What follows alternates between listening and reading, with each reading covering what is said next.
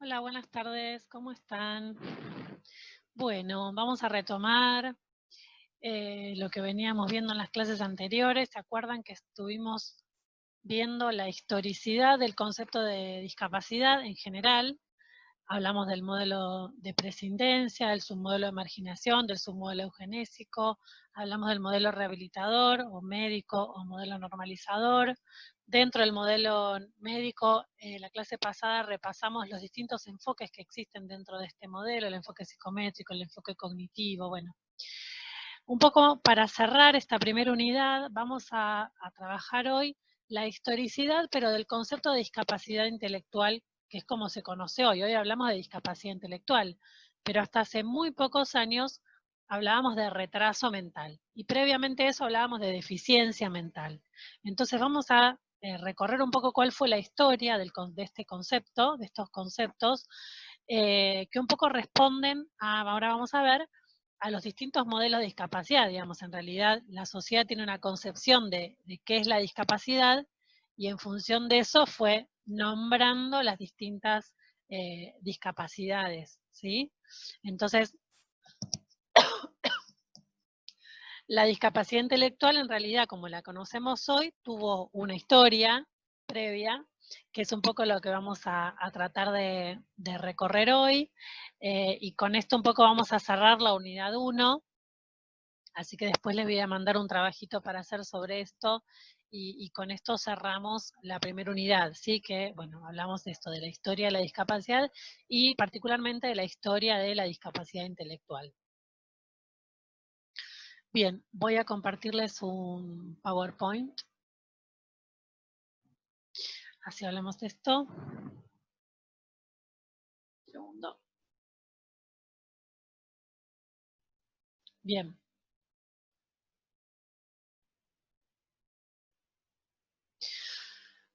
Bien, entonces vamos a hablar de la historicidad del concepto de discapacidad intelectual, ¿sí?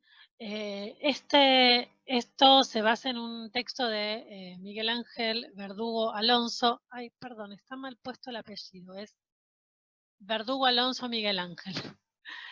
Lo voy a corregir, perdón.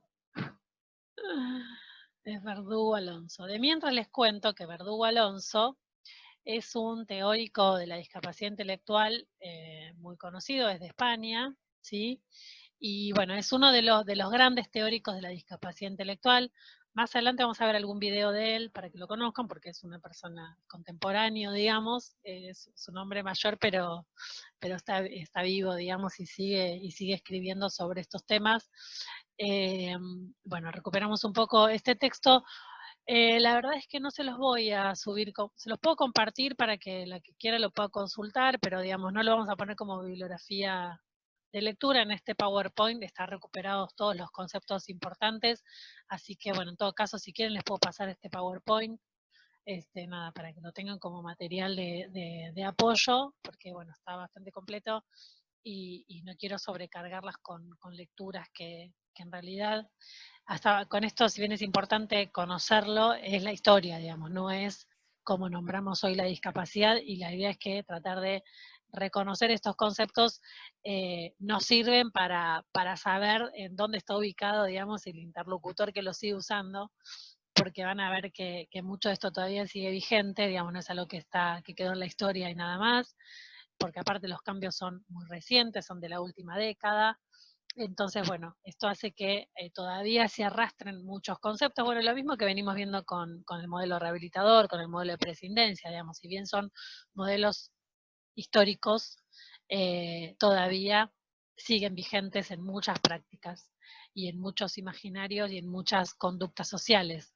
Entonces, bueno, esto sirve a los fines de poder reconocer, identificar, y porque forma parte de lo que ustedes tienen que saber, digamos, pero bueno, no les voy a sobrecargar con el texto original porque prefiero que concentremos tiempo de lectura en los textos de la unidad 2, sobre todo, que son los que tienen vigencia en la actualidad. ¿Sí? Pero bueno, para hablar un poquito de los antecedentes de la discapacidad intelectual, dentro del paradigma de prescindencia en el siglo XVIII fundamentalmente, no había ninguna especificación para la discapacidad intelectual, digamos, no había un nombre, no se la nombraba como tal, se la consideraba una variante de la demencia en realidad, ¿no? Digamos, que de hecho casi todas las discapacidades eran tratadas como demencia, como locos, incluso personas con discapacidad auditiva, con discapacidad sensorial, digamos, bueno, eran como en el marco del modelo de marginación, sobre todo, bueno, todas las personas que tenían alguna deficiencia o alguna discapacidad eran eliminadas de la eran dejadas de lado en la sociedad, con lo cual, bueno, se las nombraba de manera genérica, entonces la discapacidad intelectual era considerada como una variante de la demencia, pero no había una clasificación, un tratamiento específico, digamos, ¿no? Ni una manera de nombrarlas de manera específica. ¿Sí? Ya para principios del siglo XIX, ¿no? En los 1908-1958, en esa primera mitad de estos 50 años, fíjense lo largo que es esto, durante casi 50 años, bueno, lo digamos, que coincide con el paradigma rehabilitador, con el modelo médico, con el modelo normalizador, con el avance de la ciencia médica, digamos, empieza a hablar de deficiencia mental, ¿sí? Empieza a surgir este nombre como deficiencia mental. Ubicamos a la discapacidad, ¿se acuerdan? Como un déficit de la persona, como un problema de la persona y como un déficit. Entonces, en este sentido, una persona que tenía determinados, entre comillas, podemos decir, problemas mentales, se la empieza a nombrar como deficiente, como alguien que era inferior en este sentido, ¿no? Esto, obviamente, subsiste una tesis biologicista, como casi todo en el modelo rehabilitador, en el modelo médico, digamos, es la ciencia y la biología la que prima, no la cuestión social ni el sujeto, ni mucho menos de lo humano, ¿no? Perdón. Entonces se considera como una alteración del sistema nervioso central, porque bueno, lo que se consideraba como lo mental tenía que ver fundamentalmente con un funcionamiento del cerebro, ¿no?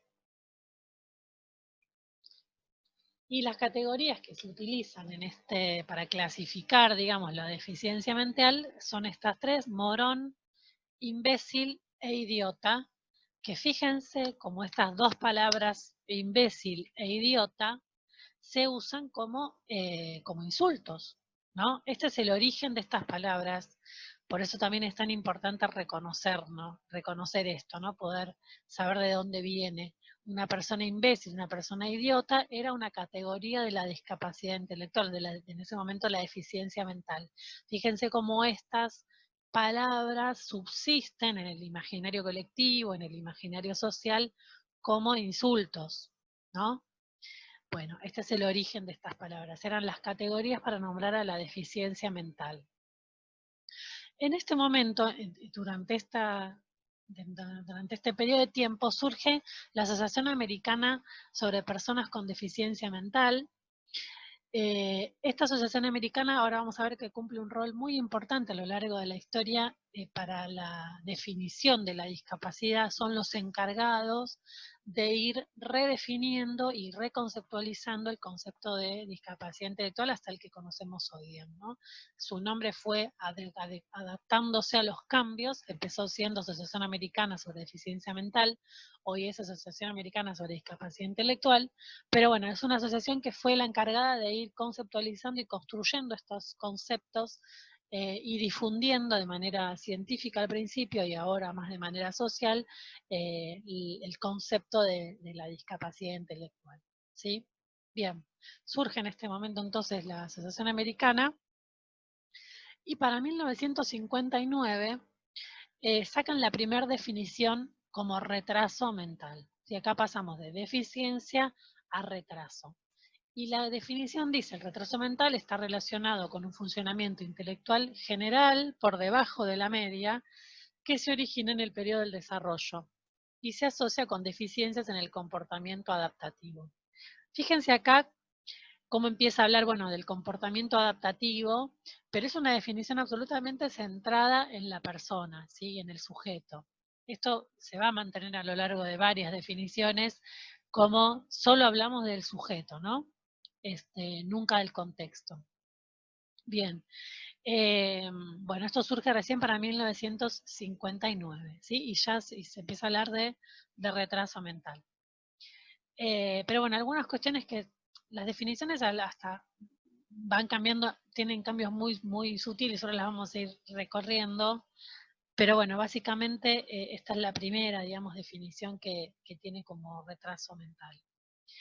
Y ahí se utiliza una clasificación psicométrica, ¿sí? Para nombrar o para clasificar la discapacidad intelectual, utilizando rangos del coeficiente intelectual, ¿sí? Basados en las puntuaciones de Stanford Binet, se llama, que fue la persona que estableció estas categorías, ¿sí? Entonces, según se hacía la manera de determinar si una persona tenía retraso mental, era hacerle una prueba de coeficiente intelectual, y según el número que daba, estaba en alguna de estas categorías, ¿sí? Digamos, la única evaluación que se hacía era psicométrica. ¿Se acuerdan de los enfoques que vimos la clase pasada? ¿Sí? Entonces, según la puntuación que le daba el coeficiente intelectual, se decía que la persona tenía límite, que era muy leve, digamos, su discapacidad, ligera, moderada, severa y profunda. Esta era la manera de clasificar la discapacidad. Fíjense cómo esto es de 1959, será de 70 años, 60 años, y cómo esto sigue vigente cuando a veces en algunas escuelas o en algunas instituciones separan a las personas con discapacidad intelectual por esto. El aula de profundos, el aula de leves y el aula de moderados. ¿Sí? Esto tiene que ver con esta categorización. Y esta categorización, recuerdo, es psicométrica, es solo centrada en el sujeto y en las características de la persona, ¿sí? Por eso es una conceptualización que responde claramente al modelo rehabilitador, al modelo normalizador, porque yo estoy diciendo que hay un estándar de normalidad, y todo lo que está por debajo de eso está retrasado, entre comillas, ¿sí? Bien. Para 1973, la Asociación Americana de Discapacidad Mental, de Deficiencia Mental, perdón, actualiza un poquito la definición y dice, bueno, el retraso mental se refiere a un funcionamiento intelectual general significativamente inferior. Antes decía que era, digamos, no aclaraba esto de que sea significativamente inferior a la media, que existe concurrentemente con déficit en conducta adaptativa y que se manifiesta durante el periodo de desarrollo. Esto sigue igual, pero bueno, habla de conducta adaptativa y sobre todo esto de que aparece durante el periodo del desarrollo, que no se los resalté en la definición anterior, que es algo que aparece durante la infancia, digamos, ¿sí? Esto después se ajusta un poquito, pero una persona que que en la adultez pierde habilidades ya no es un retraso mental, sino que es otro diagnóstico. Tiene que necesariamente aparecer durante el periodo del desarrollo. ¿Sí? Bien. Esta clasificación del retraso mental se hace un ajuste, digamos, se sigue usando la categoría del enfoque psicométrico porque se utiliza las pruebas de coeficiente intelectual, pero quedan estas cuatro nada más: ligero, medio, severo y profundo. ¿Sí? Las otras se acuerdan que eran más. Bueno, quedan estas cuatro que son las que se utilizan hasta hace muy pocos años, y por eso les decía que todavía se siguen usando, ¿no? En muchas instituciones se los separa así a las personas con discapacidad intelectual: las profundas, las medias o las leves, ¿no? Bien. Para 1977 se hace un pequeño ajuste, en realidad se sigue usando la misma definición y los mismos 4 niveles de clasificación, pero se indica la dificultad de desarrollar un sistema de clasificación preciso, porque empiezan a hacer empiezan como a revisar ellos mismos sus conceptualizaciones y dicen, en este año dicen esto: el retraso mental no constituye una enfermedad, síndrome o síntoma único, es un estado de discapacidad que se reconoce en el comportamiento del sujeto y cuyas causas son múltiples. ¿Sí? Empiezan ellos a reflexionar que no, digamos, que la medición de psicométrica, digamos, del coeficiente intelectual queda chica para medir esto, digamos, no alcanza a definir específicamente qué es la discapacidad intelectual. Empiezan a ver que hay otros factores que influyen, que tienen que ver con el comportamiento, porque empiezan a hablar, bueno, empiezan a hablar justamente de un poco de cómo influyen otros factores, no solo es la medición o lo que da el cerebro de la persona, que sería el enfoque específicamente rehabilitador, normalizador médico, sino que empiezan a cuestionarse un poco algunas otras cosas, y que aparte de esto de que no es una categoría única y uniforme, digamos, no es un síndrome único, ¿no?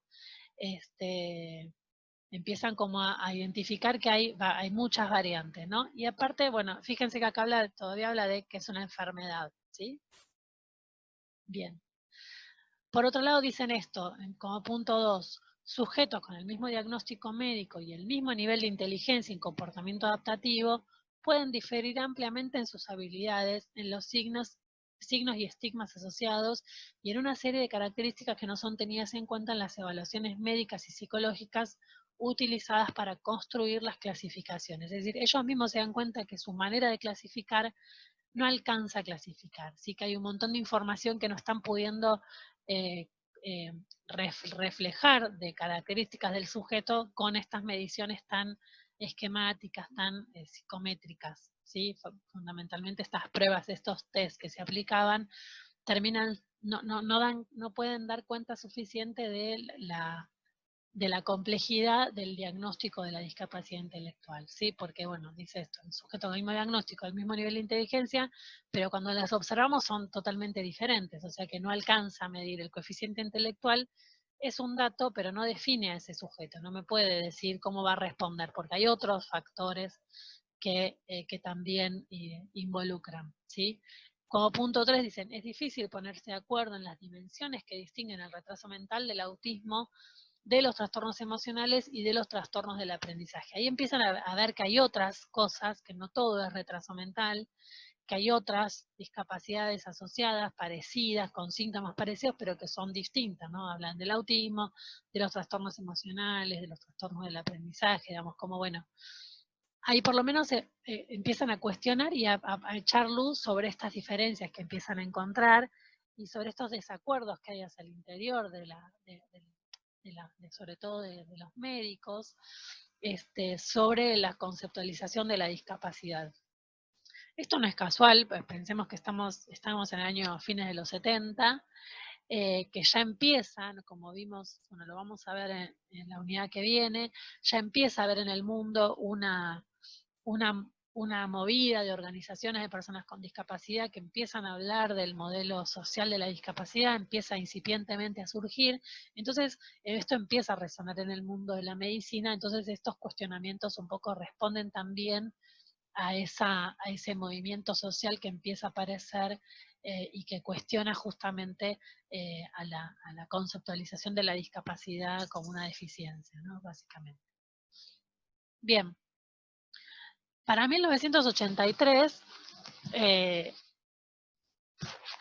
la Asociación de Deficiencia Mental saca una nueva definición y establece que el retraso mental se refiere a un funcionamiento intelectual general significativamente inferior a la media, esto es igual al anterior, que resulta o va asociado con déficit concurrentes en la conducta adaptativa y que se manifiesta durante el periodo de desarrollo. Tiene mínimas acotaciones, pero sobre todo esto de que va asociado con otros déficits concurrentes, ¿no? Digamos, que el funcionamiento, y acá aparece la palabra funcionamiento intelectual, que esto es importante porque es un poco un concepto que empieza a instalarse en relación a la discapacidad, que es como hoy se clasifica, ¿no? Después esto lo vamos a ver también en la unidad 2, cómo se clasifica hoy la discapacidad, que básicamente se basa en hablar de funcionamiento, ¿sí? No de discapacidad, digamos, no de en términos de capacidad, sino de funcionamiento, cómo la persona puede funcionar aún con esa situación que le toca vivir. Bien, algunas aclaraciones de esta parte del concepto. El déficit en la conducta adaptativa se refiere a la calidad del funcionamiento diario afrontando las demandas ambientales. Acá empieza a aparecer la cuestión ambiental, ¿no? Cómo un sujeto responde de alguna manera, no es solo el análisis de su cuerpo descontextualizado, sino que un sujeto con determinadas características, pero en un ambiente donde hay estímulos o donde no hay estímulos, va a responder diferente. Entonces se empieza un poco a cuestionar, a incluir en la definición la cuestión ambiental, ¿sí? De cómo los factores ambientales también tienen mucho que ver e inciden sobre todo en el pronóstico y en la evolución del sujeto, ¿no? Bien, limitaciones significativas en la eficacia individual, en satisfacer los patrones de maduración, aprendizaje, independencia personal y responsabilidad social esperados para su edad y grupo cultural, tal como se determinan por evaluación clínica y frecuentemente por escalas estandarizadas. Bien. Dentro de la clasificación de la conducta adaptativa se establecen estos criterios, ¿no? Durante la infancia o niñez temprana se habla del desarrollo de habilidades sensoriomotoras, de comunicación, de autoayuda y de socialización. Digamos, estos son los parámetros observables de la conducta, de lo que se llama la conducta adaptativa en cada etapa de la vida, digamos. Estos son los criterios que se evalúan, ¿sí? Durante la niñez y la adolescencia, ¿qué es lo que se espera, digamos, que cualquier sujeto desarrolle conducta adaptativa en relación a estos criterios, ¿no? Durante la niñez y adolescencia, la aplicación de habilidades académicas básicas a la vida diaria, aplicación de juicio y razonamiento apropiado en el dominio del ambiente y habilidades sociales, ¿sí? Durante la adolescencia, la tardía y la edad adulta, ejecuciones y responsabilidades sociales y profesionales. Estos son los criterios de clasificación de la conducta, es decir, veníamos anteriormente solo se clasificaba, se hacía un test y se medía el coeficiente intelectual. ¿Qué es lo que se establece ahora? Estas mediciones. Yo veo a un niño de una infancia o de edad temprana, cómo desarrolla sus habilidades de comunicación y demás. Y en base a estos criterios de observación de la conducta se va estableciendo si un sujeto está por debajo, ligeramente por debajo, o alcanza estos estándares, ¿sí? Bueno, entonces, bueno, paralelamente a los cambios, bueno, entonces esta era la forma de clasificar, ¿verdad? Bien, paralelamente a los cambios en la concepción del retraso mental, se va produciendo una evolución más optimista y positiva en el tratamiento del retraso mental. Planteamientos normalizadores e integradores, desarrollo de métodos más eficaces, consideración de la modificabilidad cognitiva en distintas edades y la emergencia de movimientos reivindicadores de los derechos de las personas con retraso mental. Es decir, esto que les decía antes, cómo todo el movimiento de vida independiente empieza a tener incidencia, digamos, en el mundo médico y sobre todo cómo esto de pensarlo de manera optimista y positiva, digamos, ¿no? Que pueda haber tratamiento, que un diagnóstico no es una situación invariable y definitoria, sino que se empieza a pensar en cómo poder incidir sobre ese pronóstico, ¿sí? Por eso habla de métodos eficaces, bueno, y la modificación de la conducta, un poco también eso es el enfoque conductual, ¿se acuerdan que también lo vimos en la clase pasada? Bien. Recién para 1992, la Asociación Americana cambia su nombre, ¿sí? De Asociación Americana de Eficiencia Mental, pasa a llamarse Asociación Americana sobre Retraso Mental. Fíjense, casi 20 años después de que empezaba a hablar de retraso mental, deciden cambiar su nombre y actualizarlo. En este momento surge la 9ª edición de la definición. Yo les planteé algunas, pero miren la cantidad de veces que cambió la definición. Yo les traje las más importantes. Pero en la 9ª edición de la definición de la Asociación Americana de Retraso Mental, en este año significa un gran cambio de paradigma porque se rechaza la concepción reduccionista basada solamente en las características o la patología de la persona, ¿sí? Digamos, bueno, esto de no solo hablar del sujeto y de las características intrínsecas de la persona, mentales de la persona, sino empezar a hablar de cómo el contexto también y los factores ambientales inciden, ¿sí? La definición del 22 tiene vigencia hasta el 2002, ¿sí? Son 10 años que esta definición se utiliza.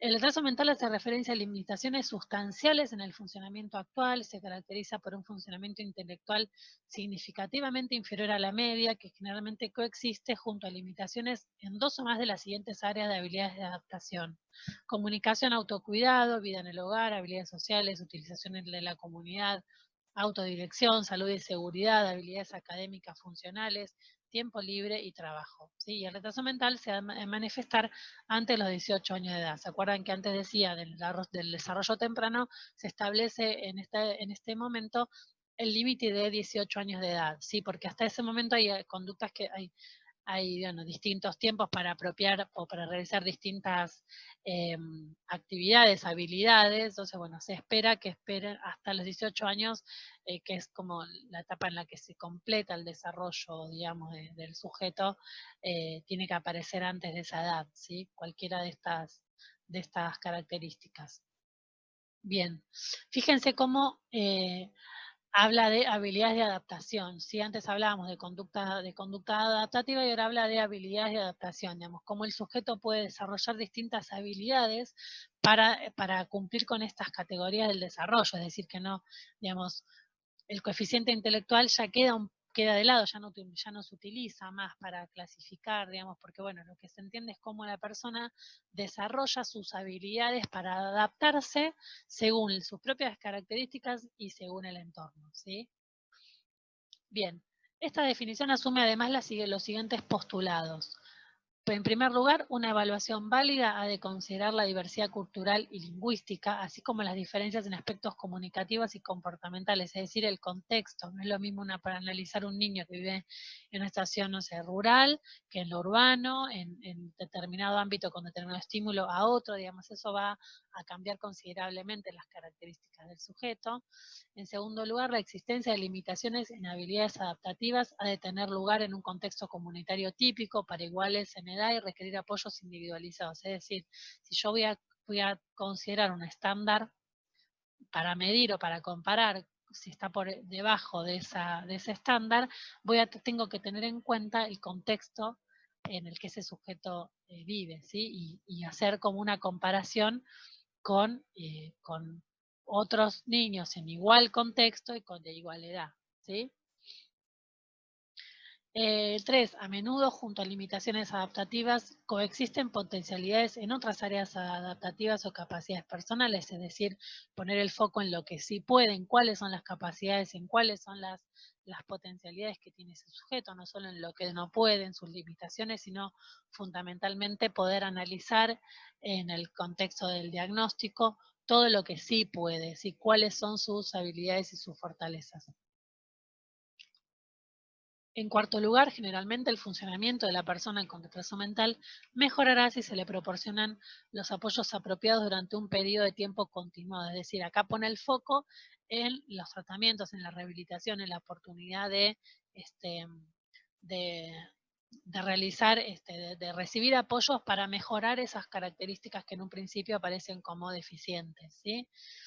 Bueno, todas estas características en la última definición van a ver que se transforman en puntos importantes y que se sostienen, digamos, ¿no? Que uno no puede diagnosticar descontextualizado y no podemos establecer criterios de análisis sin tener en cuenta las características del sujeto, las características del contexto, las características familiares, ¿sí? Las características socioculturales, lingüísticas, étnicas, como dice ahí, ¿no? Digamos, yo tengo que poder analizar o comparar, digamos, para establecer en qué medida ese niño tiene conductas deficientes, digamos, en términos de retraso mental o para discapacidad intelectual, vamos a usar otras categorías, bueno, en función de criterios similares con los cuales poder comparar. Bien. Entonces, esta definición se utiliza hasta el 2002. En el 2002, la Asociación Americana de Retraso Mental vuelve a sacar una nueva. Esto lo vamos a retomar para la unidad 2, donde ya hablemos de discapacidad intelectual. Y de hecho, la Asociación Americana, luego de este año, del 2002, vuelve a cambiar su nombre. Hoy en día se llama Asociación Americana de Discapacidad Intelectual, porque son los que traen posteriormente al 2002 el concepto de discapacidad intelectual, un poco atendiendo al modelo social de la discapacidad, de la Convención de los Derechos de las Personas con Discapacidad, bueno, en todos los 2000, digamos, del 2000 al 2010, que empieza a surgir todo el movimiento, digamos, donde se institucionaliza el modelo de derechos humanos, el paradigma, el modelo social de la discapacidad, se empieza a conceptualizar como discapacidad intelectual y empieza toda otra definición que la vamos a retomar en la unidad 2, ¿sí? Bueno, posteriormente Verdugo Alonso escribe este texto, que es el que vamos a retomar recién en el 2010, que es el que vamos a retomar en la unidad 2 para profundizar sobre el concepto de discapacidad intelectual. Bien, bueno, hasta aquí con esto. Entonces les voy a compartir el PowerPoint, les voy a subir si quieren opcionalmente el texto al Drive para las que quieran profundizar, pero les repito que con tener el PowerPoint y estas aclaraciones que hicimos es suficiente. Esto es a los términos de, sobre todo, de poder identificar, como se mencionaba anteriormente, de poder identificar qué prácticas siguen ancladas en estas categorías de definición, digamos, y bueno, y fundamentalmente para comprender los antecedentes y poder, a partir de la unidad 2, empezar a entender el modelo social de la discapacidad y el concepto de discapacidad intelectual. Sí, que eso es en lo que nos vamos a centrar a partir de la clase que viene. Les voy a dejar en la plataforma entonces un cuadrito para que completen en relación a esto para cerrar la unidad 1. ¿Sí? Les mando un beso y nos vemos la próxima.